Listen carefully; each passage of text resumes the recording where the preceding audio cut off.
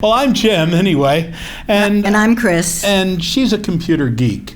And I'm her husband. We've been traveling together we've been married for 20 some years now. And Chris had the very first computer training center in South Florida. She ran that from 1983, before a bunch of you were born. She was 7 or 8 at the time, but she ran that computer training center. I married him, yeah. Until 96. I worked for a company that built and sold computers. I'm a hardware guy, she's the software person, and we found out that we liked computers, we liked scuba diving, and we liked travel. That's what got us together, and that's pretty much what keeps us together as we travel around the country. In 2003, we sold our house in Fort Lauderdale, Florida, and we took to the road. We bought an RV on eBay for $30,000, and we lived in that thing for 8 years. 8 years, full time. Traveling all around the country. While we were doing that, we found out that people needed to learn about technology. And so Maps and photos. You know, in the stick and brick computer training, we were teaching spreadsheets and accounting and databases and word processing. But on the road, people still needed to learn their technology, but it was for communication and for photography and for maps. And staying in touch with their kids and grandkids, and that was what was so very important for them. We've certainly learned a lot from Martin over the years too, and we are getting better and better at our internet marketing. So our website is Geeks on Tour. We are geeks, we tour around, but what we do is teaching. So I've also registered the domain Geeks Who Teach. What do you think? As we aren't traveling around quite as much, I'm thinking that might be but in any case, I just redirected it. So you can go to geeksontour.com or geekswhoteach.com and you get to the same place. We make our living from the website. So I love to teach, but I can't teach everybody everywhere I want to. I can through videos online.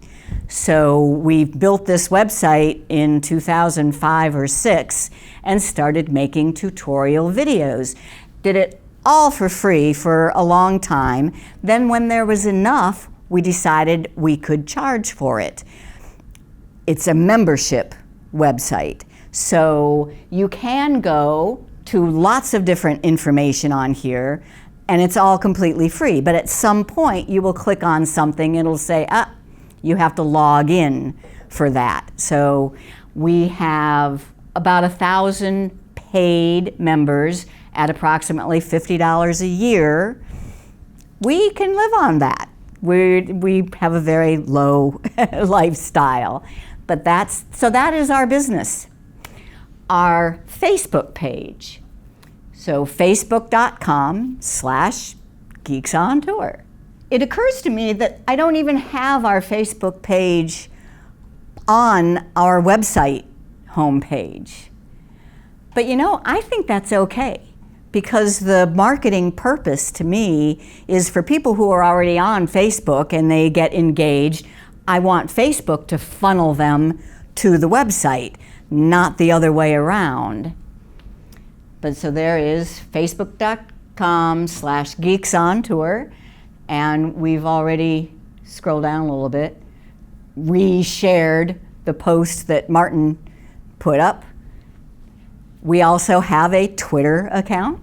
So that's our home right now, and this is how we live, going from gig to gig, is campgrounds and beautiful scenery. It is a way cool life. And this is one of the things we teach, how to make these little travel videos. So photography, videos, blogs, maps. To see the map of where we're touring right now, go back to just Geeks on Tour. And I try to always have this little kind of post-it note at the top of our home page to say where we are, what's going on right now. So there's a link there to our map. And this shows where we are going. We have teaching gigs in 17 cities. We're on the road for 2.5 months.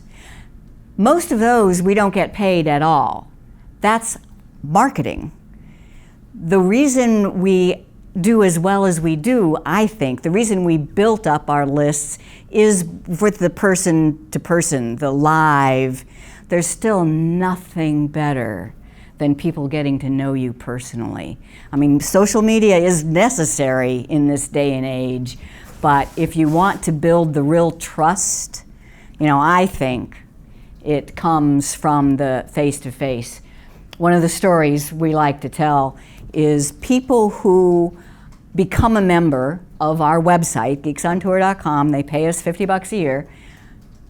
When they have met us personally, they've taken a seminar and they become a member, then when they have any problem with our website, it's no problem. They contact us and say, hey, we're having a problem with your website. What's the deal? And, can we get this fixed? And I really want to pay you my next year's, so please get this fixed so that I can pay you. People who find us just through the internet, they have a little problem with our website. They cancel their membership and stop payment on PayPal. So because they don't know us like people who have had us in real life stuff.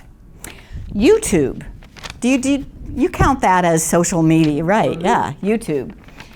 YouTube.com/GeeksOnTourTV. Somebody already got Geeks on Tour as their YouTube account. I don't know who that was or how they did it, but they did. And here's one thing I want to say. Martin keeps coaching us. And since we have a specialty in Google Photos, and I don't know if any of you are into Google Photos, last month there was a big deal happened in that Google Photos and Google Drive had always synchronized back and forth to each other, and they stopped that last month.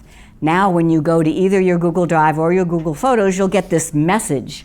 Google Drive no longer syncs with Google Photos. Martin told us to make videos on what should you do about it and title them with that exact message. So let's see how it works. If you go to YouTube and under the search, forget about being on our channel, just search for Google Photos and Drive no longer sync. That's still not the exact wording of the error message, but something like that. Google Photos and Drive no longer sync. And even though we are tiny, tiny, tiny players in YouTube, I think that one's ours and that one's ours. So thank you, Martin. That was great advice. So YouTube has become our primary social media because we do videos. That's our thing. We have all of our videos on YouTube. The majority of them are not public. Unlisted, that's the word, thank you. Because YouTube just hosts them for our website, and you need to be a member to see them on our website. Oh yeah, our YouTube show is, what does this button do? And it is a YouTube Live. We do it live on Sunday afternoons, about 45 minutes, but then the way YouTube works, it's just amazing. As soon as you finish live, it's recorded. So we don't have to do any of the recording technology of it. We just do it for the live, and then it's recorded. Long time ago, when I write a lot also, so we have lots and lots of articles. And for the longest time, I said, it's easy to know what's free and what we charge for because all of the written stuff is free and what we charge for is videos. That was when we first started. But now, a YouTube show, it has to be free. It has to be free. If we did our What Does This Button Do show and we made it unlisted and charged for it, we would get 6 views. You know, that's it. It just wouldn't happen at all.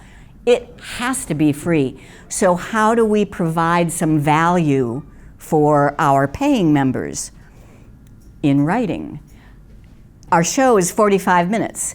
You might say that, last week we taught how to use Google Keep. And you use Google Keep and you remember, you covered this one thing. How did you say to do that? You're not going to go back to YouTube and watch 45 minutes to find out what that was. If you're a member, you get my written notes, which you don't even have to watch the video. You can read how to do it in the written notes. Plus, I put timeline links into the written notes where you can click through and go right to that point in the video. So now, our videos are free, and the written material is what you have to be a member and be paid for. So, and I think that's part of kind of how the internet has gone. The video has become so huge that it's taken over. Patreon is a very interesting, do you all know what Patreon? Let them know, yeah. You know the word patron. It's back in early Italy, ancient, you would be a patron of the arts. You know, artists didn't get paid, but they had patrons who gave money for them to do things. Well, in today's day of free music and free videos all on YouTube, they've come up with this same kind of system. Just pay to help support your favorite artists. And Patreon has commercialized that, has made a system. If we were starting today, we might join Patreon because they've done it's basically a membership. So we have several friends who are in Patreon, and they do videos and they put them on YouTube for free, and then they say, if you want to support us, join Patreon, and if you pay us so much money a month, here's the extra perks we'll give you, or so much money a month, here's the extra perks we'll give you. Well, that's basically the same thing that we already have in a membership website, but the difference is we had to build that.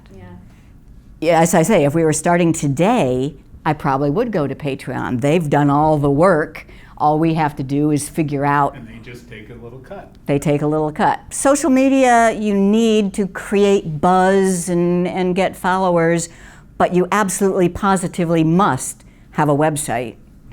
You absolutely positively must have a mailing list. We're semi-retired, yeah. We are generally against work. We are. We are one of those that have just followed our passions and keep putting one step in front of the other, and this is what we've ended up with. Every marker on there is clickable. It's an interactive map. It's Google My Maps, if you've done. And so, yeah, go ahead and click on 5. So it's teaching people how to use Google My Maps? Google My Maps. We teach other travelers how to make maps like this and how to put links in there. So this is where we're going to be teaching in New York City, and it's a marker on the map, and then you go through and you can find out all about it, and then you can go back to the map. And if you want to see the beach one, so on the beach one, you can see the photos. And if you want to have, what we say is we teach you how to keep your memories in photos, maps, and blogs. So that's the main, that's what we teach, photos, maps, and blogs. 2 aspects to the maps. One is keeping your memories. So this is what we plan to do, and then as we go to each stop, we will add photos, and it keeps building. And number 2 is using Google Maps for navigating. You know, that's also huge in our there's a lot to know there. And for example, Martin and we were coordinating. I mean, we weren't here last night. We were over east of here, and he also wasn't. And when we're coordinating this morning, I shared our location with him, and he shared his location with us live on Google Maps. So we can see when we were getting closer, and he could find us in the parking lot. And those kind of things is what we teach. We are Google fanatics. You know, Google just makes the best stuff that all interact with each other. So this is built on Google's free blogging platform called blogger.com. And more pictures of where we just were. But scroll up to the top and show them the maps page. Our maps. And scroll down and show them where we've been over the years. Australia, New Zealand. We actually RV'd in New Zealand. And we went scuba diving on the Great Barrier Reef. And you can see it all on our maps. And so each year we often travel the whole country. As you go back in time, they didn't have Google Maps back then. So I had to just draw. I had to find a clip art of the United States and draw our route. I get one other thing, I think, just about social media and marketing. I mean, how did I get to be a Google product expert? And how did we get noticed by the RVing community? You got to give. You got to give a lot. And forums and social media groups, I started answering questions. I mean, Google has support forums. I am into photos. Originally it was Picasa, now it's Google Photos. I would get on those groups and just start reading the questions and answering the ones I can, researching the ones I couldn't, and then coming up with answers. And that got me noticed by Google, and they've anointed me as a product expert and fly me out and give me all sorts of other teaching. And that's what led to being able to write the book. And that is also one of our perks of membership. So once again, it's the written stuff that is a perk of membership. If you're a member, you get that book in a PDF. Plus the Picasa book. There are still people using Picasa. And that's another way that we make money too, is selling the books online. So we have Kindle books and we have the Amazon. So how do we reach people? A lot of it happened just organically by being RVers and getting to know, and we would go to the RV rallies, and then we would get asked to give seminars, and we'd reach people. We have taught classes that had one person in them, and we've taught classes that had 700 people in the audience, because that's the fluctuation of that. But we're not full-time RVers anymore, and our specialty is Google Photos. Google Photos is used by a lot more people than just RVers. With the internet and with social media, we have a worldwide market. One of our biggest fans is in England, and he even writes. He's never RV'd. He doesn't even live in this continent, yet he has learned so much from our stuff. Reviews, that's huge. I love when people give us reviews, and he gave us our best one. We also have several people in Indonesia and Australia who are paying members of our website. We don't ask people to give reviews very often. I'm afraid of getting a bad review. So I kind of prefer to, if people really want to, they'll give us a review.